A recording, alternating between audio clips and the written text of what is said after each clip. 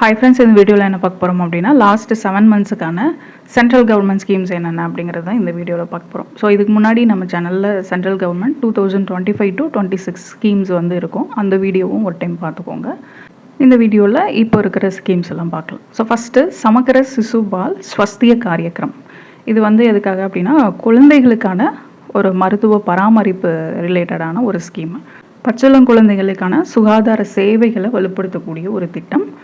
குழந்தை பிறந்ததுலேருந்து முதல் 36 மாதம் வரைக்கும், அதாவது முதல் 3 ஆண்டுகளுக்கு முழுமையான பராமரிப்பு அப்படின்ற அடிப்படையில் இந்த ஸ்கீம் வந்து ஆரம்பிச்சிருக்காங்க. இது ஏற்கனவே இருந்த வீடு சார்ந்த பச்சிளம் குழந்தைகள் பராமரிப்பு, ஹோம் பேஸ்டு நியூபார்ன் கேரு, அப்புறம் வீடு சார்ந்த சிறு குழந்தைகள் பராமரிப்பு, home based care for young child அப்படின்னு 2 திட்டங்கள் இருக்குது. அந்த 2 திட்டங்களையும் ஒருங்கிணைச்சு தான் இப்போ புதுசாக இந்த சமக்கர சிசுபால் ஸ்வஸ்திய காரியக்ரம் அப்படின்ற ஒரு ஸ்கீமை கொண்டு வந்திருக்காங்க. Central council of health and family welfare அந்த கான்ஃபரன்ஸ் 16th கான்ஃபரன்ஸ் டெல்லியில் நடந்தது. அதில் தான் யூனியன் மினிஸ்டர் ஜகத் பிரகாஷ் நட்டா வந்து ஜூன் 29, 2026 இந்த திட்டத்தை வந்து தொடங்கி வச்சுருந்தார். இந்த திட்டத்தின் கீழே என்னென்ன பண்ணுவாங்க அப்படின்னு பார்த்தோன்னா, ஃபஸ்ட்டு ஆபத்து காரணி அடிப்படையிலான கவனிப்பு, ரிஸ்க் ஸ்ட்ராட்டிஃபைடு அப்ரோச், அதாவது ப்ரீமெச்சூராக பிறக்கக்கூடிய குழந்தை, முன்கூட்டியே பிறக்கிறது, எடை குறையோடு பிறக்கிறது, ஊட்டச்சத்து குறைபாடு, வளர்ச்சி தாமதம், இந்த மாதிரி ரொம்ப ஆபத்தாக இருக்கக்கூடிய குழந்தைகளுக்கு வந்து கூடுதல் முக்கியத்துவம் வந்து கொடுக்குறாங்க. ஹோம் விசிட் இந்த திட்டத்தின் மூலமாக குழந்தை முதல் 42 நாட்களில் 9 முறை இந்த ஆஷா பணியாளர்கள் அவங்க வீட்டுக்கே போய் வந்து டெஸ்ட் பண்ணிட்டு வருவாங்க. இதில் வந்து இந்த வீட்டுக்கே போகிறாங்களே, அதில் யாரெல்லாம் ஈடுபடுவாங்க அப்படின்னு பார்த்தோன்னா, ஆஷா பணியாளர்கள், அங்கன்வாடி ஊழியர்கள், செவிலியர்கள், இவங்கெல்லாம் இணைஞ்சு தான் அந்த குழந்தையோட ஆரோக்கியத்தை வந்து மதிப்பீடு பண்ணுவாங்க. அடுத்ததான் மருத்துவ முகாம்கள் வந்து அமைக்கப்படும் அப்படின்ட்டு இருக்கிறாங்க. குழந்தைகளை வந்து கண்காணிக்கணும் அப்படின்னு சொல்லி இந்த கிராம நலன் ஊட்டச்சத்து நாள்னு ஒன்று இருக்கும். ஸோ அங்கே வந்து வெல் பேபி செஷன்ஸ் அப்படின்னு சொல்லியும், இந்த ஆயுஷ்மான் ஆரோக்கிய மந்திர்னு சொல்லுவாங்க, அங்கே வந்து மாதம் மாதம் வந்து சிசு ஷிவிர் அப்படின்ற சிறப்பு முகாம்கள் இவங்களுக்காகவே நடத்தப்படும். அடுத்ததான் மேட்டர்னல் மென்டல் ஹெல்த், அதாவது குழந்தை பிறந்ததுக்கு அப்புறமா தாயோடைய மனநலத்தையும் மேம்படுத்தணும் அப்படின்றதுக்காக அவங்களுக்கு ஆலோசனைகள் வந்து இந்த திட்டத்தின் மூலமாக வழங்கப்படுது. குழந்தையோடைய ஆரோக்கிய விவரங்கள் எல்லாமே வந்து டிஜிட்டல் ஆக்குவாங்க. டிஜிட்டல் முறையில் ரெஜிஸ்டர் பண்ணிவிட்டு யூவின், ஜனனி போர்ட்டல், அப்புறம் MPCDSR portal, RBSK 2.0 portal, Poshan tracker, இந்த மாதிரியான டிஜிட்டல் தளங்களோட இந்த திட்டம் வந்து இணைக்கப்படும் அப்படின்ட்டு இருக்கிறாங்க. அடுத்ததாக சமுத்திர மந்தன் திட்டம், தேசிய கடலோர கடல்சார் ஆய்வு திட்டம். ஸோ இதுக்கு வந்து இப்போ மத்திய அமைச்சரவை வந்து ஒப்புதல் கொடுத்துருக்குறாங்க. எந்த மினிஸ்ட்ரி இந்த திட்டத்தை கொண்டு வரப்போகுது அப்படின்னு பார்த்தோன்னா, ministry of petroleum and natural gas. எதுக்காக இந்த திட்டம் அப்படின்னு பார்த்தோன்னா, ஆழ்கடலில் கச்சா எண்ணெய், இயற்கை எரிவாயு ஆய்வுகளை வந்து விரிவுபடுத்தணும் அப்படின்றதுக்காக தான். இப்போ இந்தியா வந்து எரிபொருட்கள் அதிகமாக வெளிநாடுகள்லேருந்து தான் இறக்குமதி பண்ணுது. ஸோ அதை வந்து குறைச்சிட்டு இந்தியாவிலேயே அதுக்கான சாத்தியக்கூறுகள் இருக்கா அப்படின்னு சொல்லி ஆழ்கடலில் கச்சா எண்ணெய், இயற்கை எரிவாயு ஆய்வுகளை விரிவுபடுத்தணும் தான் இந்த சமுத்திர மந்தன் திட்டத்தை வந்து இப்போது மத்திய அமைச்சரவை வந்து ஒப்புதல் கொடுத்துருக்குறாங்க. தகுதியான ஆழ்கடல் துளையிடும் செலவுகளில் 50% வரைக்கும் நிதி உதவியை வந்து அரசாங்கமே வழங்கும் அப்படின்னு சொல்லியிருக்காங்க. ஸோ இந்த திட்டம் அறிமுகப்படுத்தினதுலேருந்து 2031 மார்ச் 31 வரைக்கும் செயல்படுத்தப்படும். இதுக்கான நிதி ஒதுக்கீடு அப்படின்னு பார்த்தீங்கன்னா 84,084 கோடி. அடுத்ததாக பிரதம மந்திரி கிசான் சம்மன் நிதி. ஸோ இது 2019 இந்த திட்டம் வந்து கொண்டு வந்திருப்பாங்க. அதை அடுத்த 5 ஆண்டுகளுக்கு கண்டினியூ பண்ணணும் அப்படின்னு சொல்லி இப்போ மத்திய அமைச்சரவை வந்து ஒப்புதல் அளிச்சிருக்கு. அதாவது 2026லேருந்து 2031 வரைக்கும் 5 ஆண்டுகளுக்கு இந்த திட்டம் வந்து தொடரும் அப்படின்ட்டுருக்குறாங்க. இதுக்கான நிதி ஒதுக்கீடு அப்படின்னு பார்த்தோன்னா 5 ஆண்டு காலத்துக்கும் சேர்த்து 3.15 லட்சம் கோடி. So ministry of agriculture and farmers welfare தான் இதை வந்து இம்ப்ளிமெண்ட் பண்ணிகிட்ருக்குறாங்க. ஸோ இந்த திட்டத்தோடைய நோக்கம் தெரியும், விவசாய குடும்பங்களை வந்து அவங்கள ஊக்குவிக்கணும் அப்படின்னு சொல்லி. ஸோ நிலம் வச்சுருக்கக்கூடிய எல்லா விவசாய குடும்பங்களுடைய நிதி தேவையை பூர்த்தி செய்யணும் அப்படிங்கிறத நோக்கமாக கொண்டு தான் இந்த திட்டம் வந்து ஆரம்பித்தாங்க 2019 பிப்ரவரி 24. தகுதி இருக்கக்கூடிய விவசாயிகளுக்கு ஒவ்வொரு வருஷமும் 6,000 நிதி உதவி வழங்கப்படுது. 3 தவணைகளாக, அதை ஒரு தவணைக்கு 2,000 அப்படின்னு சொல்லி 3 தவணைகளாக விவசாயிகளுடைய வங்கி கணக்கில் நேரடியாக பண பரிமாற்றம் வந்து செய்யப்படுது. இதோட தொடர்புடைய தான் கிசான் கடன் அட்டை, கிசான் கிரெடிட் கார்டுன்னு சொல்லிட்டு அதை 1998 கொண்டு வந்தாங்க. 2025 மத்திய பட்ஜெட்டில் என்ன சொல்லியிருந்தாங்க அப்படின்னா, இந்த திட்டத்தோட கடன் வரம்பு வந்து 5 லட்சமாக உயர்த்தப்பட்டிருக்குது. அது இல்லாமல் 5 ஆண்டுகள் வரைக்கும் சுழற்சி கடன் வசதியும் வழங்கப்படுது அப்படின்னு சொல்லியிருந்தாங்க. ஸோ அதுதான் பிரதான் மந்திரி கிசான் சம்மன் நிதி தான் 2026 டு 2031 வரைக்கும் நீடிக்கப்பட்டிருக்கு. அடுத்ததாக பிரதான் மந்திரி சூரிய சரோவர் யோஜனா. இது வந்து புது ஸ்கீமு. இதுக்கு மத்திய அரசு வந்து இப்போ ஒப்புதல் அளிச்சிருக்கிறாங்க. நாட்டில் இருக்கக்கூடிய ரினியூவபிள் எனர்ஜி சோர்சஸை, புதுப்பிக்கத்தக்க ஆற்றலை மேம்படுத்தணும் அப்படின்றதுக்காக இந்த திட்டம் கொண்டு வரப்பட்டிருக்குது. இதுக்கான நிதி ஒதுக்கீடு அப்படின்னு பார்த்தோம்னா 5070 கோடி. ஸோ இதை செயல்படுத்தக்கூடிய கால அளவு 2026 டு 2031 வரைக்கும். ஸோ 5 ஆண்டுகளுக்கு இதை செயல்படுத்துவாங்க. செயல்படுத்தக்கூடிய முகமை அப்படின்னு பார்த்தோம்னா இந்திய solar energy corporation of India தான் இதை வந்து செயல்படுத்த போகிறாங்க. இந்த திட்டத்தோட இலக்கு அப்படின்னு எடுத்துட்டோம்னா இந்தியாவுடைய நீர்நிலைகளில் மிதக்கக்கூடிய சூரிய ஒளி மின் உற்பத்தி கட்டமைப்புகளை உருவாக்கணும் அப்படிங்கிறது தான். அதாவது வாட்டர் பாடிஸில் ஃப்ளோட்டிங் சோலார் பேனல்ஸ் அமைக்கிறது மூலமாக அதுடைய கெப்பாசிட்டியை வந்து இன்க்ரீஸ் பண்ணணும். ரஃபாக பார்த்தோம் அப்படின்னா 5000 மெகாவாட்டை அந்த மின் உற்பத்தி திறனை வந்து எட்டணும் அப்படிங்கிறது தான். இப்போ எவ்வளோவா இருக்குது அப்படின்னு பார்த்தீங்கன்னா, இப்போ இந்தியாவுடைய கரண்ட் ஃப்ளோட்டிங் சோலார் கெப்பாசிட்டி வந்து 700 மெகாவாட்டாக தான் இருக்குது. ஒருவேளை இந்த 5000 மெகாவாட் திறன் எட்டுது அப்படின்னா 5700 மெகாவாட்டாக உயரும் அப்படிங்கிறது தான் இந்த திட்டத்தோடைய இலக்கு. இது கூட ஒரு பேட்டரி வந்து இணைக்கப்படும் அப்படின்னு சொல்லியிருக்காங்க. பேட்டரி ஸ்டோரேஜ், பேட்டரி ஆற்றல் சேமிப்பு அமைப்பு, பேட்டரி எனர்ஜி ஸ்டோரேஜ் சிஸ்டம்ஸை வந்து இது கூட இணைக்கப்படும். எதுக்காக அப்படின்னா சூரிய ஒளி இல்லாத அந்த நைட் டைம்லையோ இல்லை மேகமூட்டம் இருக்கக்கூடிய டைமில் அதை வந்து பயன்படுத்தணும் அப்படின்னு சொல்லிட்டு இந்த பேட்டரி எனர்ஜி ஸ்டோரேஜ் சிஸ்டம்ஸை வந்து இது கூட இன்டெகிரேட் பண்ண போகிறாங்க. இதோடைய குறைந்தபட்சம் அந்த சேமிப்பு திறன் அப்படிங்கிறது பார்த்திங்கன்னா 2 மணி நேர சேமிப்பு திறன் கொண்ட ஒட்டுமொத்த 10,000 மெகாவாட் ஹவர் பேட்டரி வந்து இது கூட இணைக்கப்படும் அப்படின்னு சொல்லியிருக்காங்க. அடுத்ததாக ஏர் சுவிதா 2.0. இது வந்து ஒரு வெப் போர்ட்டல், ஆன்லைன் போர்ட்டல். எதுக்காக அப்படின்னு பார்த்தோன்னா வெளிநாடுகள்லேருந்து இந்தியா வராங்க இல்லையா? ஸோ இந்தியாவுடைய விமான நிலையங்கள் மூலமாக வரக்கூடிய எல்லா சர்வதேச பயணிகளுக்கும் வந்து செல்ஃப் டிக்ளரேஷன் ஃபார்ம் வந்து கொடுக்கணும் அப்படின்னு சொல்லி அறிமுகப்படுத்தினது தான் இந்த போர்ட்டல். இதில் போய் அவங்க வந்து அந்த ஃபார்மை ஃபில் பண்ணணும். எதுக்காக அப்படின்னு பார்த்தோன்னா சர்வதேச அளவில் இந்த எபோலா வைரஸ் வந்து பரவிட்டு வந்துச்சு. முக்கியமாக இந்த காங்கோ, உகாண்டா அந்த நாடுகளில் எபோலா பாதிப்பை வந்து உலக சுகாதார அமைப்பு ஒரு பொது சுகாதார அவசர நிலையாக அறிவித்தாங்க. அதை தொடர்ந்து தான் மத்திய அரசு ஜூன் 2026 இதை அந்த போர்ட்டலை வந்து லான்ச் பண்ணாங்க. சர்வதேச அளவில் பரவிக்கூடிய எபோலா வைரஸ் பாதிப்பை கண்காணிக்கக்கூடிய முன்னெச்சரிக்கை நடவடிக்கை அந்த தளம் வந்து கொண்டு வரப்பட்டிருந்தது. இதை வந்து லான்ச் பண்ணவங்க யார் அப்படின்னு பார்த்தோன்னா ministry of civil aviation plus Delhi international airport limited வந்து சேர்ந்து தான் இதை லான்ச் பண்ணியிருந்தாங்க. இந்த போர்ட்டலை டெவலப் பண்ணவங்க அப்படின்னு பார்த்தோன்னா directorate general of health services, ministry of health and family welfare வந்து டெவலப் பண்ணியிருந்தாங்க. அடுத்ததாக பிரசாஸ்ட் 2.0. ஸோ இது என்ன அப்படின்னு பார்த்தோன்னா இது ஒரு டூல். எதுக்காக அப்படின்னா ஸ்கூல் படிக்கிற மாணவர்கள்கிட்ட இருக்கக்கூடிய குறைபாடுகளை ஆரம்பத்திலே கண்டறியணும். அவங்கக்கிட்ட இருக்கக்கூடிய டிசபிலிட்டிஸை ஸ்டார்டிங்லேயே வந்து ஐடென்டிஃபை பண்ணோம் அப்படின்னு சொல்லி NCERT லான்ச் பண்ண ஒரு டூல் தான் பிரசாஸ்ட் 2.0 அப்படிங்கிறது. ஸோ இந்த பிளாட்ஃபார்மை யூஸ் பண்ணி டீச்சர்ஸ் வந்து என்ன பண்ணலாம் அப்படின்னா இந்த 2016 ஒரு சட்டம் கொண்டு வந்திருப்பாங்க, rights of persons with disabilities act அப்படின்னு சொல்லி. ஸோ அந்த சட்டத்தின் கீழே வரையறுக்கப்பட்ட அந்த 21 வகையான மாற்றுத்திறன் குறைபாடுகளை ஆசிரியர்கள் வந்து கண்டறியறதுக்காக இந்த தளம் வந்து உதவுது. இந்த பிளாட்ஃபார்மை UDISC அப்புறம் அப்பார் ஐடி கூட வந்து இன்டெகிரேட் பண்ணியிருக்கிறாங்க. UDISC அப்படிங்கிறது unified district information system for education plus, அதாவது பள்ளி கல்விக்கான ஒருங்கிணைந்த மாவட்ட தகவல் அமைப்பு தான் அந்த UDISCங்கிறது. ஸ்கூல் பற்றின எல்லா இன்ஃபர்மேஷனும், ஸ்கூலோட இன்ஃப்ராஸ்ட்ரக்சரு, அப்புறம் டீச்சர்ஸு, என்ரோல்மெண்ட்ஸு, இந்த மாதிரி ரியல் டைம் டேட்டா எல்லாமே இந்த UDISCயில் இருக்கும். அது கூட இணைச்சிருக்காங்க. ப்ளஸ் அப்பார் ஐடி அப்படிங்கிறது பார்த்திங்க அப்படின்னா ஒரே நாடு ஒரே மாணவர் அடையாள அட்டைன்னு கொண்டு வந்தாங்க. 1 நேஷன் 1 ஸ்டூடெண்ட் ஐடின்னு. எல்லா இந்த தேசிய கல்விக் கொள்கை 2020 கீழே இதை கொண்டு வந்திருந்தாங்க. இப்போ எப்படி ஆதார் கார்டு இருக்குது அந்த மாதிரி எல்லா ஸ்டூடெண்ட்ஸுக்கும் 12 டிஜிட் இருக்கக்கூடிய ஒரு டிஜிட்டல் எண் வந்து கொடுத்துருந்தாங்க. ஸோ அதுதான் இந்த அப்பார் ஐடி அப்படிங்கிறது. Automated permanent academic registry account, தானியங்கி நிரந்தர கல்வி பதிவேடு கணக்கு அப்படின்னு சொல்லி அறிமுகப்படுத்தியிருந்தாங்க. இது கூட தான் இப்போ இந்த பிரசாஸ் 2.0 வந்து இன்டெகிரேட் பண்ணியிருக்கிறாங்க. அடுத்ததாக பாரத் ஆத்யோகிக் விகாஸ் யோஜனா, பாவ்யா ஸ்கீம் அப்படின்னு சொல்லுவாங்க. இதுவுமே வந்து நியூ ஸ்கீம் தான். மார்ச் 2026 மத்திய அமைச்சரவை வந்து இதுக்கு ஒப்புதல் அளிச்சிருக்கிறாங்க. இது என்ன ஸ்கீம் அப்படின்னு பார்த்தோன்னா நாடு முழுக்க 100 புதிய தொழில் பூங்காக்களை, தொழிற்பேட்டைகளை அமைக்கக்கூடிய திட்டம் இது. ப்ளக் அண்ட் ப்ளே அப்படின்னு சொல்லுவாங்க. 2026 டு 2032 வரைக்கும் இந்த திட்டம் வந்து செயல்படுத்தப்படும். இதுக்கான நிதி ஒதுக்கீடு அப்படின்னு பார்த்தோம்னா 33,660 கோடி. So ministry of commerce and industry தான் இந்த திட்டத்தை வந்து செயல்படுத்த போகிறாங்க. அது என்ன ப்ளக் அண்ட் ப்ளே அப்படின்னா, அரசாங்கமே தொழிற்சாலை கட்டடங்கள் எல்லாத்தையும் கட்டிடுவாங்க, பில்டிங் கட்டி கொடுத்துருவாங்க. அது அங்கே வந்து அடிப்படை வசதிகள் எல்லாமே இருக்கும். நாம் போய் அதே மாதிரி தொழிலை தொடங்கிறதுக்கான சுற்றுச்சூழல் அனுமதி எல்லாமே ஏற்கனவே அரசே வாங்கி வச்சுருக்கோம்.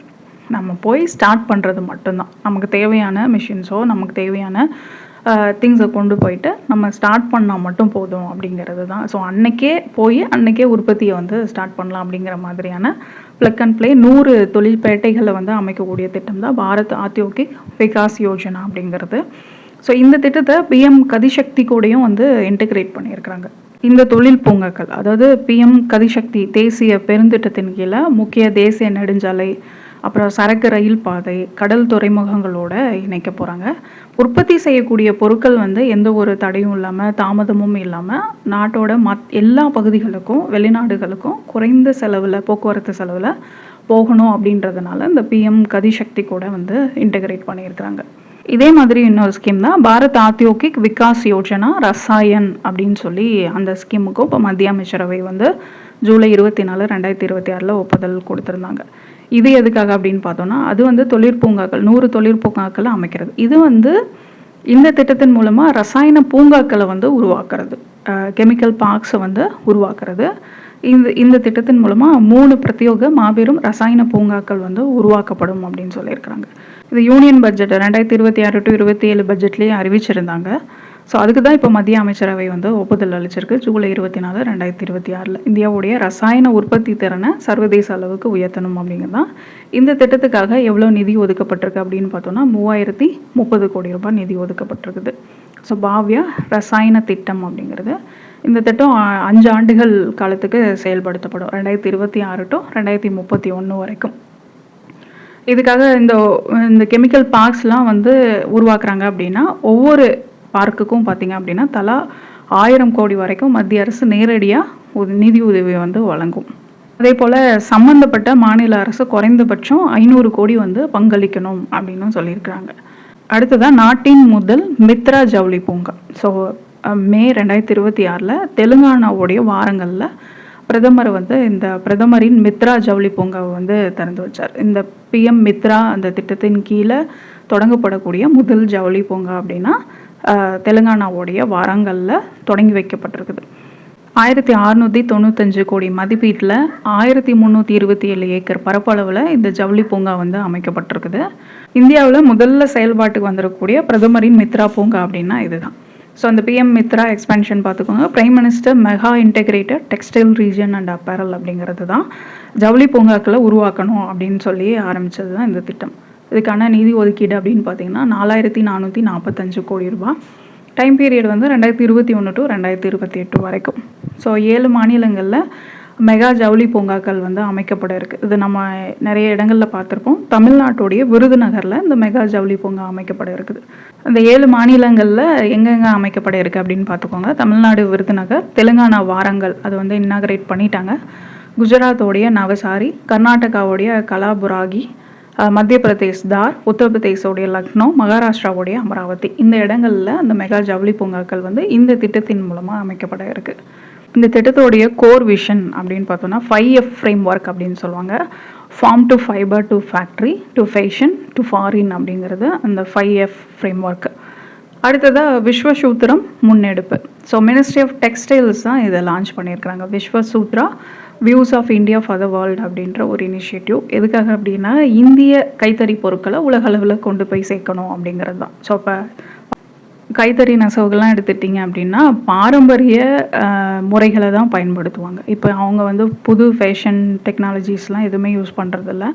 ஸோ அதை இப்போ நவீன ஃபேஷனோடு சேர்த்து இந்திய ஜவுளி தொழிலை சர்வதேச அளவில் மேம்படுத்தணும் அப்படின்றது தான் இந்த திட்டத்துடைய முதன்மையான இலக்கு. இதை செயல்படுத்தக்கூடியவங்க அப்படின்னு பார்த்தோன்னா, அதை டெவலப் பண்ணவங்க அப்படின்னு பார்த்தோன்னா office of the development commissioner for handlooms, அப்புறம் national institute of fashion technology. So மத்திய கைத்தறி மேம்பாட்டு ஆணையர் அலுவலகமும் தேசிய ஃபேஷன் தொழில்நுட்ப நிறுவனமும் சேர்ந்து தான் இந்த திட்டத்தை வந்து உருவாக்கியிருக்கிறாங்க. இப்போ ரீசெண்டாக 61வது ஃபெமினா மிஸ் இந்தியா நிகழ்ச்சி வந்து ஒடிசா மாநிலத்தோடைய புவனேஸ்வர் நகரில் நடந்துச்சு. ஸோ அதில் இந்த திட்டத்தின் கீழே வடிவமைக்கப்பட்ட ஆடைகள் வந்து அந்த நிகழ்ச்சியில் வந்து காட்சிப்படுத்தியிருந்தாங்க. அடுத்ததாக Janani platform. So ministry of health and family welfare தான் இந்த ஜனனி போர்ட்டல் அப்படிங்கிறத லான்ச் பண்ணியிருக்காங்க. எதுக்காக அப்படின்னு பார்த்தோன்னா, to improve maternal and child care. India முழுக்க இருக்கக்கூடிய தாய் குழந்தைகளுடைய சுகாதார சேவைகளை கண்காணிக்கணும், மேம்படுத்தணும் அப்படின்றதுக்காக ஆரம்பிக்கப்பட்ட ஒரு டிஜிட்டல் பிளாட்ஃபார்ம் தான் ஜனனி அப்படிங்கிறது. ஸோ இப்போ இது ஏற்கனவே வந்து RCH அப்படின்னு சொல்லி ஒரு போர்ட்டல் இருக்குது, இனப்பெருக்கம் மற்றும் குழந்தை சுகாதார இணையதளம் அப்படின்னு சொல்லி. அதோடைய அப்கிரேடட் வெர்ஷன் தான் இந்த ஜனனி பிளாட்ஃபார்ம் அப்படிங்கிறது. ஸோ ஜனனிக்கான எக்ஸ்பென்ஷன் பார்த்துக்கோங்க. Journey of antenatal, neonatal and infant integrated care அப்படிங்கிறது தான் ஜனனி அப்படின்னு சொல்லி வச்சுருக்காங்க. என்னென்ன சுகாதார சேவைகளை இந்த தளம் கண்காணிக்கும் அப்படின்னா, கர்ப்பகாலம், மகப்பேறுக்கு முந்தைய பராமரிப்பு, பிரசவம், பச்சிளம் குழந்தைகளுடைய பராமரிப்பு, குடும்ப கட்டுப்பாடு. ஸோ ஒரு குழந்தை பிறந்து குடும்ப கட்டுப்பாடு பண்ணுற வரைக்கும் எல்லா சுகாதார சேவைகளையும் இந்த தளம் வந்து கண்காணிக்குது. இந்த ஜனனி பிளாட்ஃபார்ம் பார்த்திங்க அப்படின்னா, ஏற்கனவே இருக்கக்கூடிய யூவின், அப்புறம் போஷான் அபியான், இந்த தளங்களோட ஒருங்கிணைச்சு தான் இதை வந்து செயல்படுத்துவாங்க. ஸோ இன்டெகிரேட்டட் வித் யூவின் போர்ட்டல் அண்ட் போஷான் அபியான். அடுத்த ஸ்கீம் என்ன அப்படின்னு பார்த்தோம்னா, PM Rahat scheme. So prime minister's road accident victims hospitalisation and assured treatment. சாலை விபத்தில் பாதிக்கப்பட்டவர்களுக்கான காப்பீட்டு திட்டம். ஸோ நம்ம தமிழ்நாட்டில் இன்னுயிர் காப்போம் 48 திட்டம் இருக்கு இல்லையா, அந்த மாதிரியான ஒரு திட்டம் தான் இது தேசிய அளவில். சாலை விபத்துகளால் பாதிக்கப்பட்டவங்களுக்கு உடனடியாக மருத்துவ உதவிகளை வழங்கணும் அப்படின்றதுக்காக ஆரம்பிக்கப்பட்ட மத்திய அரசு திட்டம் இது. ஆயுஷ்மான் பாரத் திட்டத்தின் கீழே பதிவு செய்யப்பட்டிருக்கக்கூடிய எல்லா மருத்துவமனைகள்லையும் இந்த உதவியை வந்து, அதாவது சாலை விபத்துக்கான காப்பீட்டு திட்டத்தை பயனாளிகள் பெற முடியும். இதுக்கான காப்பீடு தொகை அப்படின்னு பார்த்தோன்னா 1.5 லட்சம் வரைக்கும் பணமில்லாத சிகிச்சை வந்து அவங்களுக்கு வழங்கப்படும். கால அளவு அப்படின்னா, விபத்து நடந்த தேதியிலிருந்து 7 நாட்களுக்குள்ள சிகிச்சைக்கான செலவுகளை வந்து அரசு ஏற்கும்.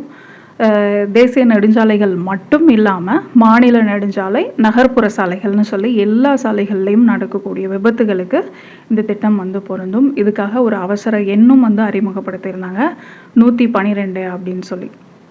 அடுத்ததான் நாடு தழுவிய HPV கருப்பை வாய் புற்றுநோய் தடுப்பூசி இயக்கம், nation wide human papilloma virus vaccination ப்ரோக்ராம்னு சொல்லி February 2026 தொடங்கி வச்சுருந்தாங்க.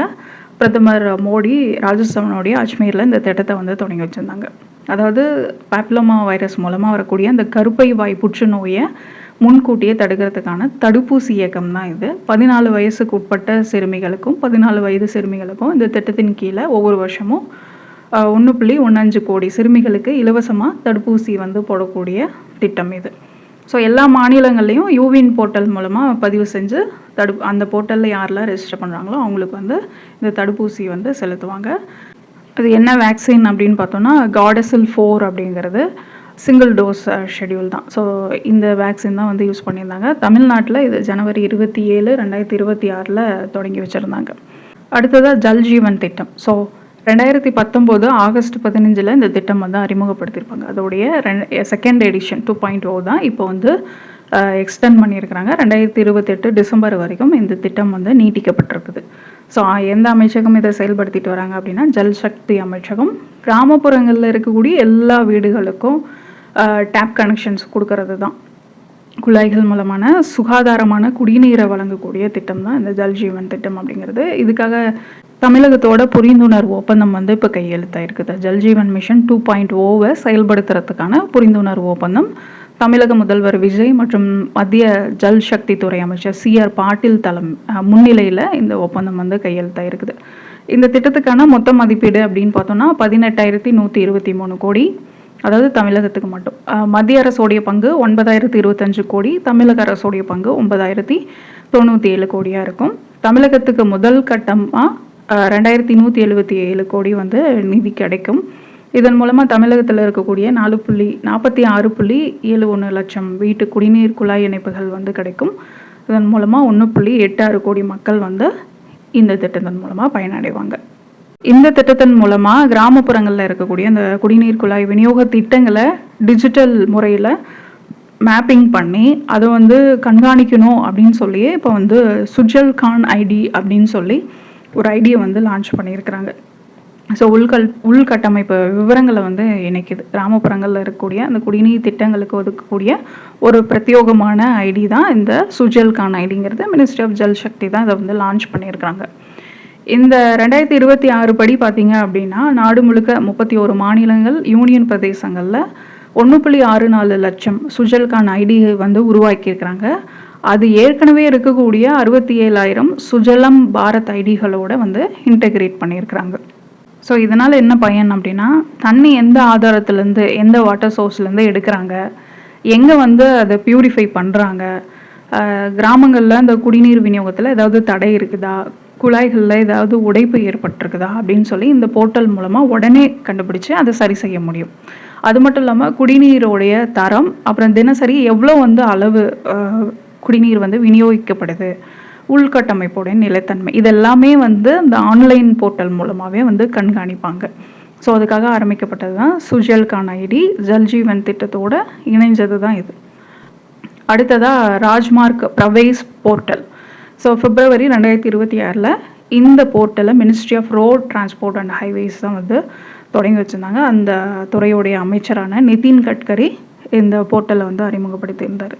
எதுக்காக அப்படின்னு பார்த்தோன்னா, இப்போ நேஷ்னல் ஹைவேஸ் இருக்குன்னா அங்கே நேஷ்னல் ஹைவேஸை ஒட்டி ஏதோ பெட்ரோல் பேங்க் அமைக்கிறாங்க, இல்லை அங்கே வந்து பொது கழிப்பறைகள், டாய்லெட்ஸ் வந்து அமைக்கிறாங்க அப்படின்னா, அதே போல் தேசிய நெடுஞ்சாலைகள் வழியாக குடிநீர் குழாய்கள் அமைக்கிறாங்க, இல்லை எரிவாயு குழாய்கள் வந்து அமைக்கிறாங்க, இல்லை ஆப்டிக்கல் ஃபைபர் கேபிள்ஸ் வந்து அமைக்கிறாங்க, இல்லை மின் இணைப்புகள் வந்து கொண்டு போகிறாங்க அப்படின்னா அவங்க வந்து என்ஓசி வாங்கணும். ஸோ நோ அப்ஜெக்ஷன் சர்டிஃபிகேட் வாங்கணும் இல்லையா, அதை வந்து இந்த போர்ட்டல் மூலமாக வாங்கிக்கலாம் அப்படிங்கிறது தான். ஸோ அதை வந்து எளிதாக்கணும், வேகமாக்கணும் அப்படின்றதுக்காக இந்த டிஜிட்டல் போர்ட்டலை வந்து என்ஓசி வாங்குறதுக்கான போர்ட்டலை அறிமுகப்படுத்தியிருந்தாங்க. அடுத்ததாக பாரத் விஸ்டார். ஸோ இது வந்து ஒரு மொபைல் ஆப்பு. இது பிப்ரவரி 2026 பட்ஜெட்டில் அனௌன்ஸ் பண்ணியிருந்தாங்க. அதை வந்து பிப்ரவரி 17, 2026 லான்ச் பண்ணியிருக்கிறாங்க. ராஜஸ்தானுடைய ஜெய்ப்பூரில் அதை லான்ச் பண்ணாங்க. So union agriculture minister Shivraj Singh Chouhan தான் இந்த ஆப்பை வந்து இன்ட்ரடியூஸ் பண்ணியிருந்தார். இது எதுக்காக அப்படின்னா, விவசாயிகளுக்கு வந்து ஆலோசனைகள் வழங்கக்கூடிய ஒரு ஆப் இது. பயிர் மேலாண்மை குறிப்புகள் வந்து அதில் இருக்கும், வானிலை முன் அறிவிப்புகள், நம்ம எப்படி இப்போ உழவன் செயல் இருக்குது அந்த மாதிரியான ஒரு ஆப்பு தான் அது பாரத் விஸ்டார் அப்படிங்கிறது. சந்தை விலைகள் வந்து இப்போ எப்படி இருக்குது, இது எல்லாமே வந்து அவங்க வாய்ஸ் மூலமாக அதில் கேட்டுக்கலாம். ஸோ குரல் வழியாக செயற்கை நுண்ணறிவால் இயங்கக்கூடிய ஒரு செயலி தான். இதுக்காக ஒரு ஹெல்ப்லைன் நம்பரும் கொடுத்துருந்தாங்க, 155261 அப்படின்னு சொல்லிட்டு. ஸோ இந்த பிளாட்ஃபார்ம் கூட அதை வந்து லிங்க் பண்ணியிருக்கிறாங்க. அதில் அவங்க வந்து வாய்ஸ் ரெக்கார்ட் பண்ணி இந்த ஆலோசனைகள் ஏதாவது வேணும் அப்படின்னு கேட்டாங்கன்னா அதுக்கு வந்து அது பதில் சொல்கிற மாதிரி இதை வந்து வடிவமைச்சிருந்தாங்க. இந்த விஸ்டார் அப்படிங்கிறதுக்கு என்ன அப்படின்னு படிச்சுக்கோங்க. Virtually integrated system to access agricultural resources அப்படிங்கிறது தான் பாரத் விஸ்டார். அடுத்ததான் Ajay mobile app and PM Ajay portal. So கிராமப்புற அளவில் பட்டியல் சமூகத்தினர் இருக்காங்களே அவங்களுக்கான நலத்திட்டங்களுடைய நிதி பகிர்வு, அப்புறம் களப்பணிகளை உடனுக்குடன் கண்காணிக்கணும். ஸோ நிதி ஒழுங்காக போய் சேருதா, அங்கே வந்து அந்த மேம்பாடுகளை பண்ணுறாங்களா அப்படின்னு சொல்லி அந்த களப்பணிகளை உடனுக்குடன் கண்காணிக்கணும்னு சொல்லி கள அதிகாரிகளுக்குன்னு இந்த ஆப்பை வந்து இன்ட்ரடியூஸ் பண்ணியிருந்தாங்க. மே 2026 union minister for social justice and empowerment Virendra Kumar தான் நியூ டெல்லியில் இந்த அஜய் மொபைல் ஆப் போர்ட்டலை வந்து லான்ச் பண்ணியிருந்தார். ஏற்கனவே ஒரு திட்டம் இருக்குது, பிரதான் மந்திரி அனுசூஷித் ஜாதி அபுயுதாய் யோஜனா அப்படின்னு சொல்லி. ஸோ அந்த திட்டத்துக்கான பணிப்பாய்வு நிகழ்நேர செயலாக்கத்தை டிஜிட்டல் மயமாக்கணும்னு சொல்லி தான் இந்த மொபைல் ஆப்பையும் போர்ட்டலையும் லான்ச் பண்ணியிருந்தாங்க. 47,000க்கும் மேற்பட்ட பட்டியல் சமூகம் மக்கள் எங்கே பெரும்பான்மையாக வாழ்கிறாங்களோ அந்த கிராமங்கள்லையும் 4 மில்லியனுக்கும் அதிகமான பயனாளிகள்கிட்டையும் அந்த வளர்ச்சியை வந்து இந்த ஆப்பும் சரி போர்ட்டலும் சரி கண்காணிக்கும். அடுத்ததாக செமிகான் மிஷன் 2.0. ஸோ இந்த செமிகான் மிஷன் 2.0 மொபைல் ஃபோன் உற்பத்தி திட்டத்துக்கு இப்போ மத்திய அமைச்சரவை வந்து ஒப்புதல் அளிச்சிருக்கிறாங்க. உலகளாவிய முதலீடுகளை ஈர்க்கிறது தான் இதோடைய முக்கியமான நோக்கம். இந்த இதுக்காக பார்த்திங்கன்னா நிதி ஒதுக்கீடு 1,27,500 கோடி நிதி ஒதுக்கப்பட்டிருக்குது. ஸோ இந்தியாவிலேயே இந்த சிப் தயாரிக்கிறத ஊக்குவிக்கணும், ஸ்மார்ட் ஃபோன் உற்பத்தியை வந்து விரிவுபடுத்தணும், அந்த துறைகளில் அதிக திறன் வாய்ந்த புதிய வேலை வாய்ப்புகளை உருவாக்கணும் அப்படின்னு சொல்லி தான் இந்தியாவுடைய செமிகண்டக்டர் எலக்ட்ரானிக்ஸ் உற்பத்தி கட்டமைப்பை வலுப்படுத்துறதுக்காக செமிகான் மிஷன் 2.0க்கு மத்திய அமைச்சரவை வந்து ஒப்புதல் அளிச்சிருக்கிறாங்க. அரசு வழங்கக்கூடிய மானியம் அப்படின்னு எடுத்துட்டோம்னா, இந்த சிலிக்கான் சிப் ஆலைகளுக்கு திட்ட அளவில் 40% வரைக்கும் நிதி உதவி வழங்கப்படுது. டிஸ்ப்ளே அப்புறம் டிஸ்ப்ளே தயாரிக்கக்கூடிய இல்லை அது ரிலேட்டடாக இருக்கக்கூடிய மற்ற ஆலைகளுக்கு 35% வரைக்கும் நிதி உதவி. மூலப்பொருட்கள் ரசாயனம் தயாரிக்கக்கூடிய நிறுவனங்களுக்கு 30% வரைக்கும் நிலையான மானியம் வந்து வழங்கப்படும் அப்படின்னு சொல்லியிருக்கிறாங்க. ஸோ இது அதாவது வெறும் சிப்புகளில் மட்டும் தயாரிக்காமல் அதுக்கு தேவையான ரசாயனம், வாயுக்கள், கேஸஸு, இயந்திரங்கள் இந்த மாதிரி ஒட்டுமொத்தமான உள்கட்டமைப்பையும் இந்தியாவில் உருவாக்கணும் அப்படிங்கிறது தான் இதோடைய நோக்கம். மொபைல் ஃபோன் உற்பத்தி திறன் திட்டம், மொபைல் ஃபோன் மேனுஃபேக்சரிங் ஸ்கீம் அப்படின்னு பார்த்தோன்னா இதுக்காக 62,500 கோடி நிதி ஒதுக்கியிருக்காங்க. 5 ஆண்டுகளுக்கு இந்த திட்டம் வந்து செயல்படுத்தப்படும் 2026 to 2031 வரைக்கும். ஸோ வெளிநாட்டு ஃபோன்களை மட்டும் இந்தியாவில் வந்து அசம்பிள் பண்ணாமல் சொந்தமாக இந்திய பிராண்டு மொபைல்களை வந்து உருவாக்கணும், அதை உலக தரத்துக்கு உயர்த்தணும் அப்படின்னு சொல்லி ஆரம்பிக்கப்பட்ட திட்டம் தான் இந்த மொபைல் ஃபோன் உற்பத்தி திட்டம் அப்படிங்கிறது. இதுக்கான இன்சென்டிவ்ஸ் அப்படின்னு பார்த்தோம்னா, இந்தியாவிலேயே மொபைல் உற்பத்தி பண்ணி விற்கிறாங்க அப்படின்னா அது 2.25%லேருந்து 5% வரைக்கும் அவங்களுக்கு ஊக்கத்தொகை வழங்கப்படும். மொபைலோடைய முக்கிய பாகங்களை இந்தியாவிலேயே வாங்கி செய்கிறாங்க அப்படின்னா 1.5% வரைக்கும் அவங்களுக்கு கூடுதலாக ஊக்கத்தொகை வழங்கப்படும். இந்திய பிராண்டுகளுடைய ஆராய்ச்சி வடிவமைப்புக்கு கூடுதலாக 3% சிறப்பு ஊக்கத்தொகை வந்து இந்த திட்டத்தின் மூலம் வழங்கப்படும். 60,000 உயர்தர வேலை வாய்ப்புகள் இதன் மூலமாக உருவாக்கப்படும் அப்படின்னு சொல்லியிருக்கிறாங்க. ஸோ இந்த திட்டத்தின் மூலமாக 4 லட்சம் கோடி முதலீடுகளும் 2 லட்சம் கோடி உற்பத்தியும் 1 லட்சம் கோடி மதிப்பிலான ஏற்றுமதியும் இலக்காக நிர்ணயிச்சிருக்கிறாங்க. அடுத்ததாக PM Setu. So prime minister skilling and employability transformation through upgraded ITIs. So இதை வந்து விரிவாக்கம் பண்ணுறதுக்கு இப்போ மத்திய அரசு வந்து ஒப்புதல் அளிச்சிருக்குது. அதாவது 200 தொழிற்பயிற்சி நிலைய தொகுப்புகள் ஐடிஐஸில் இந்த திட்டத்தை விரிவாக்கிறதுக்கு இப்போ ஒப்புதல் அளிச்சிருக்காங்க. அது என்ன பிஎம் சேது அப்படின்னு பார்த்தோம்னா, மாணவர்களோட தொழில்துறை சார்ந்த திறன்களை வந்து மேம்படுத்தணும், அவங்கள நவீன வேலை வாய்ப்புக்கு தகுதியானவர்களாக மாற்றணும் அப்படின்னு சொல்லி தான் இந்தியாவில் இருக்கக்கூடிய 1000 அரசு தொழிற்பயிற்சி நிலையங்களை உலகத்தரம் வாய்ந்த நவீன பயிற்சி மையங்களாக மாற்றணும்னு தான் 2025 அக்டோபர் 4 இந்த திட்டத்தை வந்து கொண்டு வந்திருந்தாங்க. ஸோ அப்போது வந்து 60,000 கோடி வந்து நிதி ஒதுக்கப்பட்டிருந்தது. Ministry of skill development and entrepreneurship தான் இந்த திட்டத்தை வந்து செயல்படுத்துகிறாங்க. அதை தான் இப்போ 200 கூடுதல் ஐடிஐஸ்லேயும் இந்த திட்டத்தை விரிவாக்கம் பண்ணுறதுக்கு இப்போ மத்திய அமைச்சரவை வந்து ஒப்புதல் அளிச்சிருக்கிறாங்க. திருச்சி, தஞ்சாவூர், புள்ளம்பாடி இந்த பகுதிகளிலையும் இந்த திட்டம் வந்து விரிவாக்கப்படும் அப்படின்னு சொல்லி நாடாளுமன்றத்தில் தெரிவிச்சிருந்தாங்க. இப்போ இந்த விரிவாக்க திட்டத்துக்காகவே 1237 கோடி ரூபாய் நிதி ஒதுக்கப்பட்டிருக்குது. தமிழ்நாட்டில் இந்த ஐடிஐஸ் வந்து எங்கே விரிவாக்கம் பண்ணுறாங்க அப்படின்னா, திருச்சி ஐடிஐ வந்து முதன்மை மையமாக தேர்வு செஞ்சுருக்காங்க. திருச்சி கிளஸ்டர். அங்கே திருச்சியில் இருக்கக்கூடிய திருவெரும்பூர் அரசு ஐடிஐ வந்து தலைமை மையமாக செயல்படும். ஹப் ஐடிஐனா திருவெரும்பூர் அரசு ஐடிஐ. கிளை மையங்கள் அப்படின்னு பார்த்துட்டோன்னா இதோடு இணைஞ்சு தஞ்சாவூர், புள்ளம்பாடி பெண்கள் ஐடிஐ, புதுக்கோட்டை, அப்புறம் விராலிமலை இங்கே இருக்கக்கூடிய அரசு ஐடிஐகளும் சேர்த்து மேம்படுத்தப்படும் அப்படின்னு சொல்லிடுறாங்க இந்த திட்டத்தின் மூலமாக. இதனால் என்ன பலன் அப்படின்னா, அந்த ஐடிஐக்களில் வந்து ஸ்மார்ட் வகுப்பறைகள் அமைப்பாங்க. இப்போ லேட்டஸ்ட்டாக என்னென்ன எக்யூப்மெண்ட்ஸ் வந்து இருக்குதோ அது இருக்கிற மாதிரி ஏற்கனவே இருக்கக்கூடிய லேபெல்லாம் வந்து லேபோட இன்ஃப்ராஸ்ட்ரக்சர்லாம் வந்து இன்னும் மேம்படுத்துவாங்க.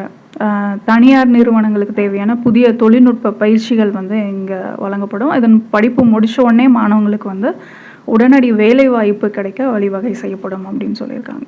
அடுத்தது விபிஜி ராம்ஜி திட்டம்.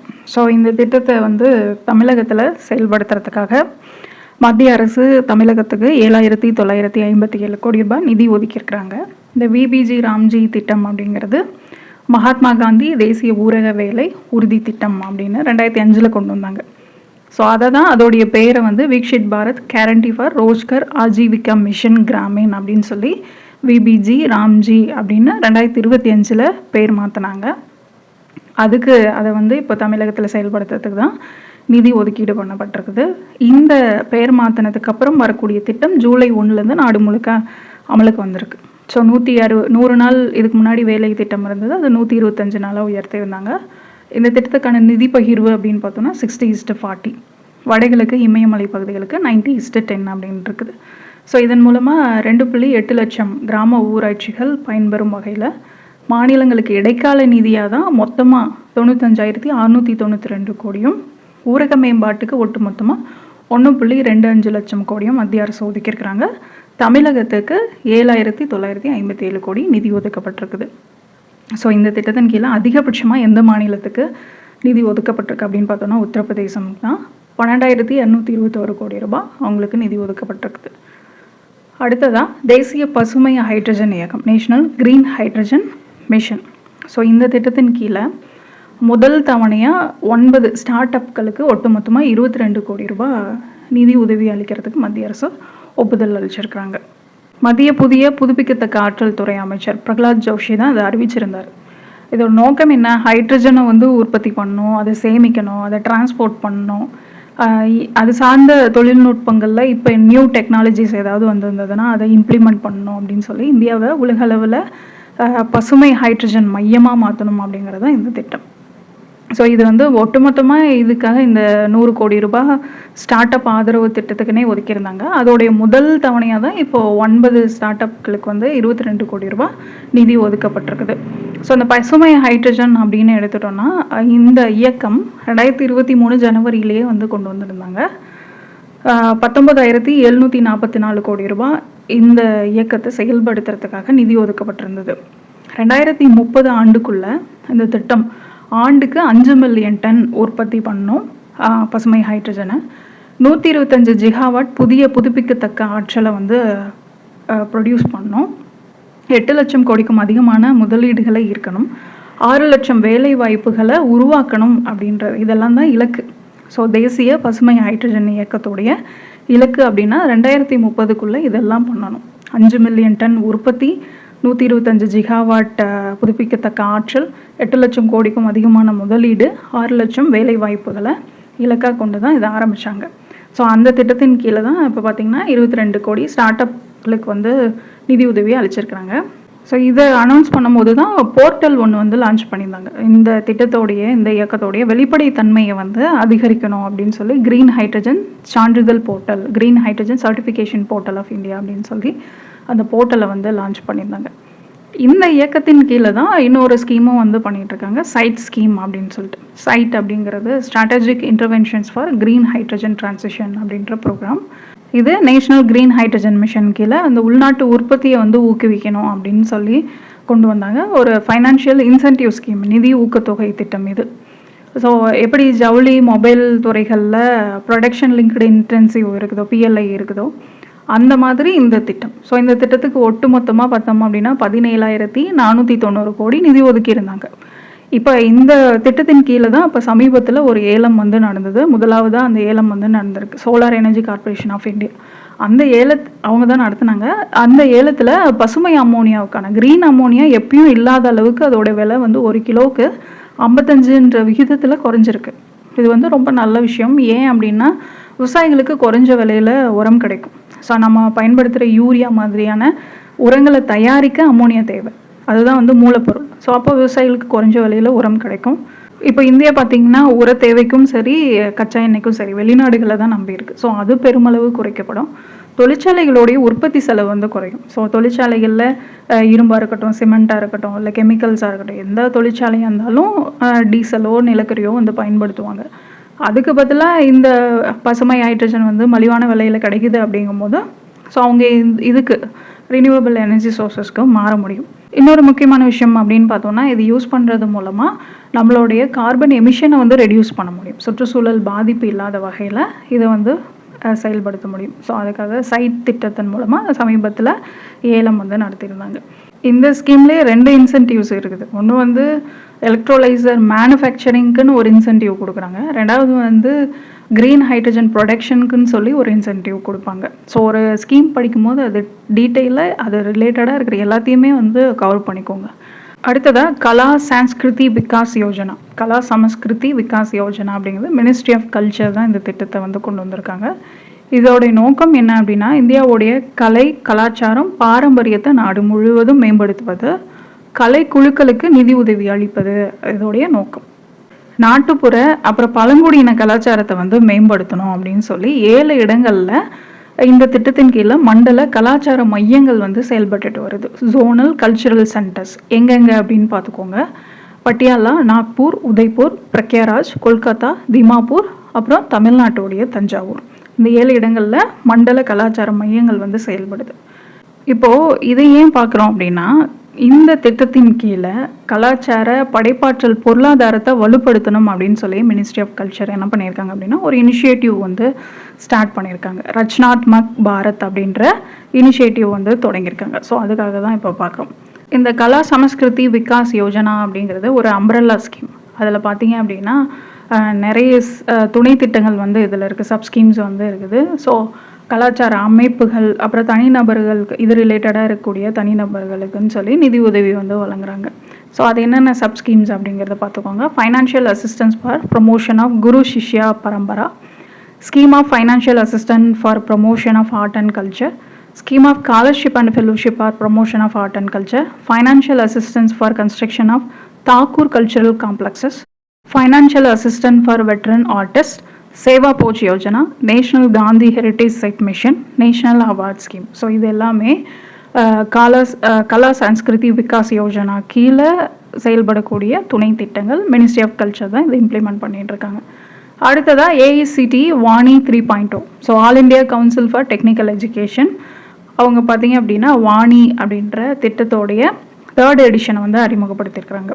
வாணி அப்படிங்கிறதுக்கு எக்ஸ்பென்ஷன் பார்த்துக்கோங்க. Vibrant advocacy for advancement and nurturing of Indian languages அப்படிங்கிறது தான். ஸோ மத்திய கல்வி அமைச்சகம் ஏப்ரல் 2026 இதை லான்ச் பண்ணியிருக்கிறாங்க. ஒவ்வொரு வருஷமும் இதுக்காக 4 கோடி ரூபாய் நிதி ஒதுக்கப்படுது. தொழில்நுட்ப கல்வியை பிராந்திய மொழிகளில் மேம்படுத்தணும் அப்படின்னு சொல்லி தான் இந்த திட்டத்தை வந்து கொண்டு வந்திருக்காங்க. அதாவது பள்ளி படிப்புலாம் பார்த்தீங்க அப்படின்னா அவங்கவுங்க லாங்குவேஜில் படிச்சிருப்பாங்க, தாய்மொழியில் படிச்சிருப்பாங்க. அப்படி படிச்சுட்டு உயர்கல்வி போகிறாங்க அப்படின்னா அங்கே போய் இங்கிலீஷ் மீடியம் தான் இருக்கும்.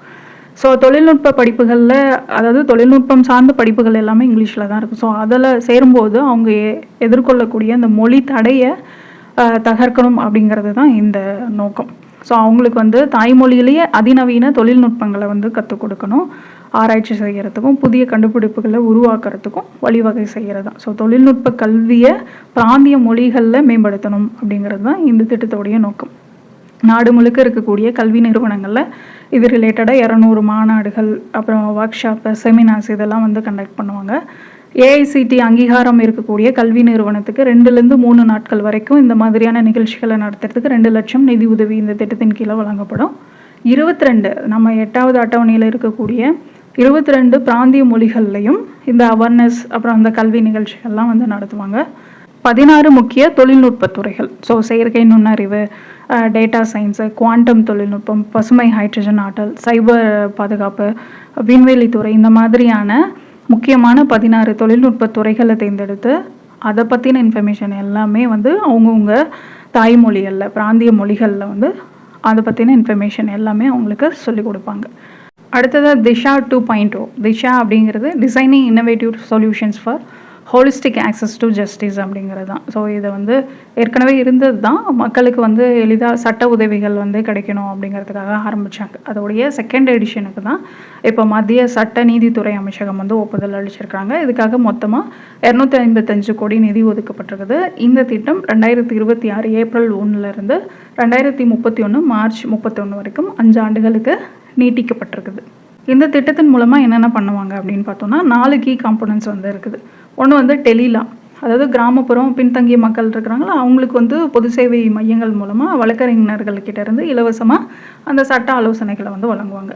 2வது வந்து நியாயபந்து, யாரெல்லாம் வந்து இலவசமாக அவங்களுடைய சேவைகளை வழங்க வழக்கறிஞர்கள் இருக்கிறாங்களோ அவங்கள வந்து அந்த ஏழை எளிய மக்களோட ஒருங்கிணைக்கக்கூடிய திட்டம் இது. அடுத்ததாக வந்து சட்ட அறிவு திட்டம், லீகல் லிட்ரஸி அண்ட் அவேர்னஸ், பொதுமக்கள் கிட்ட அடிப்படை சட்ட உரிமைகள்லாம் என்ன அதை பற்றின விழிப்புணர்வை வந்து ஏற்படுத்துறது. 4வதாக விதி சஞ்சீவினி அப்படின்னு சொல்லி ஒரு டிஜிட்டல் பிளாட்ஃபார்ம் இருக்குது.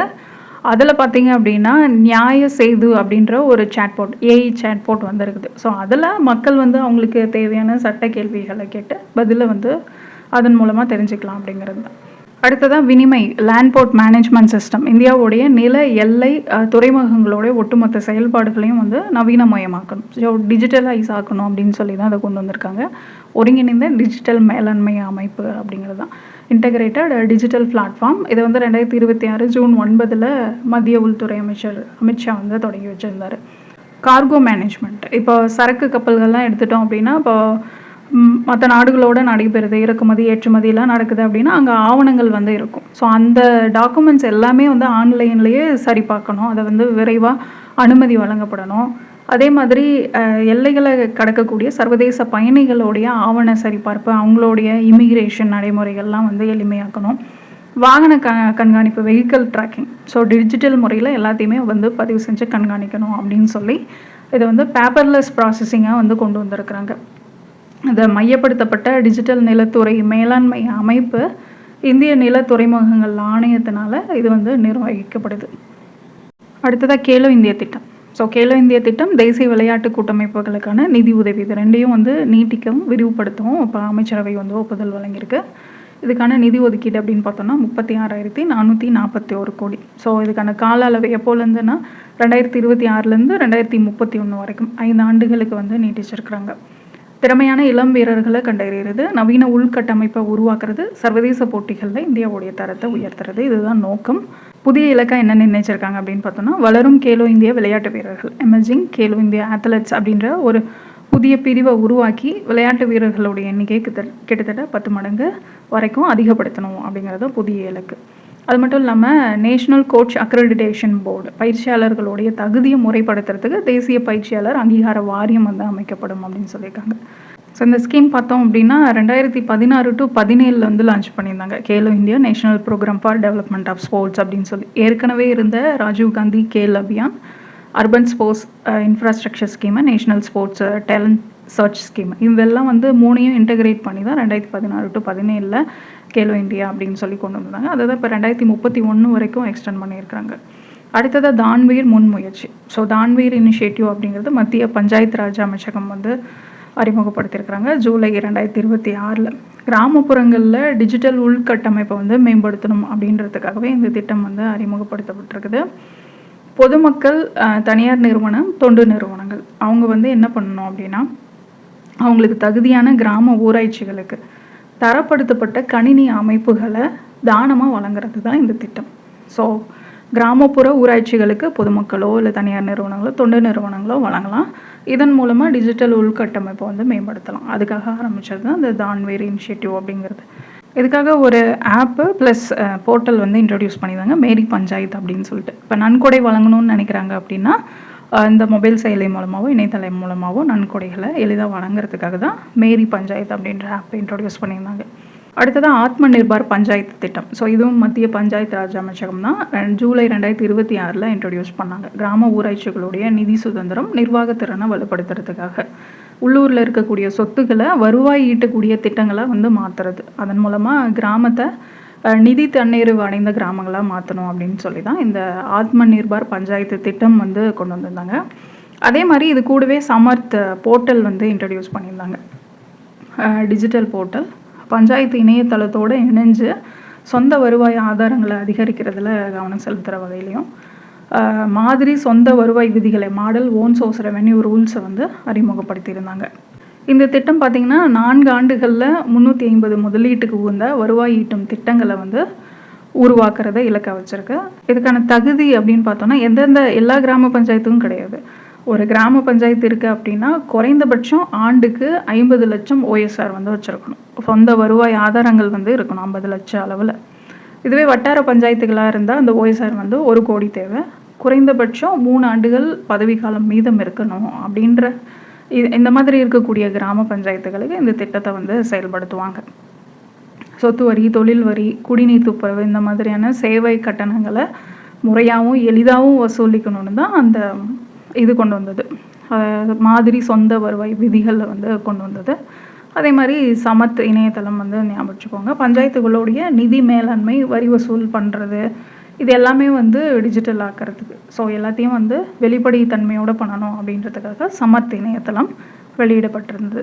அடுத்ததான் நிர்பை சேத்னா இனிஷியேட்டிவ். இதுவுமே வந்து மினிஸ்ட்ரி ஆஃப் பஞ்சாயத்து ராஜ் தான். இது எதுக்காக அப்படின்னு பார்த்தோன்னா ஜெண்டர் சென்சிட்டைசேஷன் இனிஷியேட்டிவ். கிராமப்புற உள்ளாட்சி அமைப்புகளில் உறுப்பினர்கள் தேர்ந்தெடுக்கப்படுவாங்க. ஆண் பிரதிநிதிகளும் இருப்பாங்க, பெண்களும் இருப்பாங்க. ஆண் பிரதிநிதிகளுக்கு பெண்களோட பாதுகாப்பு, பாலின சமத்துவம் பற்றின அந்த அவேர்னஸ் க்ரியேட் பண்ணோம். அதுக்காக பயிற்சிக்காக தொடங்கப்பட்ட ஒரு இனிஷியேட்டிவ் தான் நிர்பை சேத்தனா அப்படிங்கிறது. 2026 மார்ச் 11 அன்னைக்கு நிர்பய் ரஹோ அப்படின்ற ஒரு பெரிய குடை திட்டத்தின் ஒரு முக்கியமான பகுதி. ஸோ ஏற்கனவே இருக்கக்கூடிய அம்ப்ரெல்லா ஸ்கீம் அது கீழே தான் இந்த நிர்பய் சேத்தனா அப்படின்ற இனிஷியேட்டிவ் வந்து கொண்டு வந்திருக்காங்க, பயிற்சி வழங்கக்கூடியது. இந்த திட்டத்தின் கீழே நாடு முழுவதும் 17.5 லட்சத்துக்கும் அதிகமான தேர்ந்தெடுக்கப்பட்ட ஆண் பிரதிநிதிகளுக்கு வந்து விழிப்புணர்வு பயிற்சி வந்து வழங்கப்பட இருக்கு. அடுத்ததாக பிரதம மந்திரி கரீப் கல்யாண் அன்ன யோஜனா. இது ஏற்கனவே இருக்கக்கூடிய திட்டம் தான். 2020 மார்ச் 26 அன்னைக்கு ஸ்டார்ட் பண்ணாங்க. அதுக்கப்புறம் ஜனவரி 2023லேருந்து டிசம்பர் 2028 வரைக்கும் 5 வருஷத்துக்கு நீட்டிச்சிருந்தாங்க. இப்போ இந்த திட்டத்தின் கீழே தான் மத்திய வங்கி டிஜிட்டல் கரன்சி அடிப்படையிலான உணவு மானிய விநியோக முன்னோடி திட்டத்தை வந்து இப்போது புதுச்சேரியில் வந்து தொடங்கியிருக்கிறாங்க. ஸோ ஒவ்வொரு வருஷமும் 80 கோடி பயனாளிகளுக்கு 2.3 லட்சம் கோடி மதிப்பில் ஒரு நபருக்கு 5 கிலோ இலவச உணவு தானியம் வழங்கக்கூடிய திட்டம் இது. இது 2023 ஜனவரியிலேருந்து தேசிய உணவு பாதுகாப்பு சட்டத்தோடு ஒருங்கிணைச்சிருந்தாங்க, நேஷனல் ஃபுட் செக்யூரிட்டி ஆக்டோட. அதுக்கப்புறமா இப்போ வந்து இந்த பைலட் ப்ராஜெக்ட் வந்து ஆரம்பிச்சிருக்கிறாங்க. அடுத்ததாக பிரதம மந்திரி கிராம் சதக் யோஜனா. ஸோ இந்த திட்டத்தோடைய 3ஆம் கட்டத்தை 2028 மார்ச் வரைக்கும் நீட்டிக்கிறதுக்கு மத்திய அமைச்சரவை இப்போ ஒப்புதல் அளிச்சிருக்குது. ஸோ இந்த திட்டம் வந்து எப்போ ஸ்டார்ட் பண்ணாங்க அப்படின்னா டிசம்பர் 25, 2000ஆவது வருஷம் வந்து ஆரம்பிச்சிருந்தாங்க. இதில் நிறைய ஃபேஸஸ் இருக்குது. ஃபேஸ் 1, ஃபேஸ் 2, ஃபேஸ் 3, ஃபேஸ் 4 அப்படின்னு. ஃபேஸ் 2 2013, ஃபேஸ் 3 2019, ஃபேஸ் 4 வந்து 2024 ஸ்டார்ட் பண்ணாங்க. இந்த 2019 ஸ்டார்ட் பண்ண ஃபேஸ் 3 தான் இப்போ 2028 வரைக்கும் நீட்டிக்கிறதுக்கு மத்திய அமைச்சரவை ஒப்புதல் அளிச்சிருக்குது. கிராமப்புறங்களை வேளாண் சந்தை, பள்ளிகள், மருத்துவமனைகளோட சாலைகள் மூலமாக இணைக்கிறது தான் இந்த திட்டத்தோடைய முக்கியமான நோக்கம். மார்ச் 2028க்குள்ளே சமவெளி அப்புறம் மலைப்பாங்கான பகுதிகளில் இருக்கக்கூடிய சாலைகள் வந்து நிறைவு செய்யப்படும். மலைப்பகுதிகளில் இருக்கக்கூடிய பாலங்கள் மார்ச் 2029க்குள்ளே முடிக்கப்படும் சொல்லியிருக்காங்க. இதுக்கான பட்ஜெட் அப்படின்னு பார்த்தோம்னா ஏற்கனவே 80,250 கோடி ஒதுக்கியிருந்தாங்க. இப்போ அதை விரிவுபடுத்துறது மூலமாக 83,977 கோடியை அந்த பட்ஜெட்டை வந்து அதிகமாக்கியிருக்கிறாங்க. அடுத்ததான் Amrit Bharat station scheme. So இப்போ சமீபத்தில் பார்த்தீங்க அப்படின்னா இந்த திட்டத்தின் கீழே பிரதமர் மோடி வந்து 20 மாநிலங்களில் புனரமைக்கப்பட்ட 75 ரயில் நிலையங்களை வந்து திறந்து வச்சுருந்தார். இது என்ன ஸ்கீம் அப்படின்னு பார்த்தோம்னா 2022 டிசம்பரில் ரயில்வே அமைச்சகத்தால் தான் இந்த திட்டம் வந்து அறிமுகப்படுத்தப்பட்டிருந்தது. இந்தியா முழுக்க இருக்கக்கூடிய 1309 ரயில் நிலையங்களை நவீன ஒருங்கிணைந்த போக்குவரத்து மையங்களாக மறு வடிவமைப்பு பண்ணணும் அப்படிங்கிறத இந்த திட்டத்தோடைய முக்கியமான நோக்கம். ஸோ அதோடைய ஒரு பகுதியாக தான் இப்போது 20 மாநிலங்களில் 75 ரயில் நிலையங்களை வந்து திறந்து வச்சுருந்தாரு. இதுக்கு முன்னாடி 2025 மே 22 பார்த்தீங்க அப்படின்னா 18 மாநிலங்கள் அப்புறம் யூனியன் பிரதேசங்களில் இருக்கக்கூடிய 103 புனரமைக்கப்பட்ட அம்ரித் பாரத் நிலையங்களை வந்து திறந்து வச்சிருந்தார். இது மிகப்பெரிய 2வது நிகழ்வு இது. அடுத்ததான் Ayushman Bharat digital mission. So இந்த ஸ்கீம் 2020 ஆகஸ்ட் 15 அன்னைக்கு கொண்டு வந்திருந்தாங்க. எதுக்காக அப்படின்னு பார்த்தோம்னா நாடு முழுவதும் இருக்கக்கூடிய மக்களுடைய மருத்துவ ஆவணங்களை டிஜிட்டல் மயமாக்கணும், அவங்களுக்கு சுகாதார சேவைகளை வந்து எளிதாக்கணும். ஸோ அதாவது நம்ம ஹெல்த் ரிலேட்டடாக என்னென்ன ரிப்போர்ட்ஸ் இருக்குது வேறு ஹாஸ்பிட்டல்ஸில் பார்ப்போம். இப்போ இந்த இதில் போய் நம்ம அதை ரெஜிஸ்டர் பண்ணிட்டோம், அந்த ஃபைல் வந்து டிஜிட்டல் ஆக்கிட்டோம் அப்படின்னா எந்த ஹாஸ்பிட்டல் போனாலும் நம்ம அந்த ஐடி இருந்தது அப்படின்னா போதும், நம்ம ரிலேட்டடாக இருக்கக்கூடிய எல்லா ஃபைல்ஸும் வந்துடும். ஸோ அதுக்காக ஆரம்பித்தது தான் ஆயுஷ்மான் பாரத் டிஜிட்டல் மிஷன் அப்படிங்கிறது. இப்போது ஜூலை 2026 நிலவரப்படி இந்தியாவில் 104 கோடிக்கும் அதிகமான டிஜிட்டல் மருத்துவ ஆவணங்கள் வந்து வெற்றிகரமாக இதன் மூலமாக இணைக்கப்பட்டிருக்கு அப்படின்னு சொல்லியிருக்கிறாங்க. அடுத்ததாக ஆயுஷ்மான் பாரத் PMJAY, பிரதான் மந்திரி ஜன் ஆரோக்கிய யோஜனா. ஸோ இந்தியாவுடைய மிகப்பெரிய சுகாதார காப்பீட்டு திட்டம் இது. பொருளாதார ரீதியாக நலிவடைந்த பின்தங்கிய குடும்பங்களுக்கு வந்து 2ஆம் நிலை 3ஆம் நிலை மருத்துவ சிகிச்சைகளுக்கு நிதி உதவி வழங்குற வகையில் மத்திய அரசால் தொடங்கப்பட்ட சுகாதார காப்பீட்டு திட்டம் தான் இந்த ஆயுஷ்மான் பாரத் பிரதான் மந்திரி ஜன் ஆரோக்கிய யோஜனா அப்படிங்கிறது. இப்போது இந்த திட்டத்தில் மேற்கு வங்கம் வந்து இணைஞ்சிருக்குது. ஸோ இந்த திட்டத்தில் இணைந்த 36வது மாநிலம் யூனியன் பிரதேசம் அப்படின்னா மேற்கு வங்கம் தான். ஸோ இந்த திட்டம் எப்போ ஸ்டார்ட் பண்ணாங்கன்னா 2018 செப்டம்பர் 23 இந்த திட்டம் தொடங்கப்பட்டிருந்தது. ஸோ தகுதி இருக்கக்கூடிய ஒரு குடும்பத்துக்கு ஆண்டுக்கு 5 லட்சம் வரைக்கும் இலவச மருத்துவ காப்பீடு வந்து இந்த திட்டத்தின் மூலமாக வழங்கப்படுது. அடுத்ததாக அடல் ஓய்வூதிய திட்டம். ஸோ இதை வந்து இப்போது 2030 to 31 நிதியாண்டு வரைக்கும் நீட்டிக்கிறதுக்கு மத்திய அமைச்சரவை வந்து ஒப்புதல் வழங்கியிருக்கிறாங்க. ஸோ இது என்ன ஸ்கீம் அப்படின்னு பார்த்தோம்னா இந்த அமைப்பு சாரா துறைகளில் பணிபுரியக்கூடிய தொழிலாளர்களுக்கான ஓய்வூதிய திட்டம் தான் இந்த அடல் ஓய்வூதிய திட்டம் அப்படிங்கிறது. 18 வயசுலேருந்து 40 வயசுக்கு உட்பட்ட எல்லா இந்திய குடிமக்களுக்கும் 60 வயசுக்கு அப்புறமாவும் அவங்களுக்கு உத்தரவாத ஓய்வூதியம் 1000 ரூபாயிலேருந்து 5000 வரைக்கும் கிடைக்கப்படுறது தான் இந்த அடல் ஓய்வூதிய திட்டம். ஏப்ரல் 2026 நிலவரப்படி இந்த திட்டத்தில் இது வரைக்கும் 9 கோடிக்கும் அதிகமான சந்தாதாரர்கள் வந்து இணைக்கப்பட்டிருக்கிறாங்க.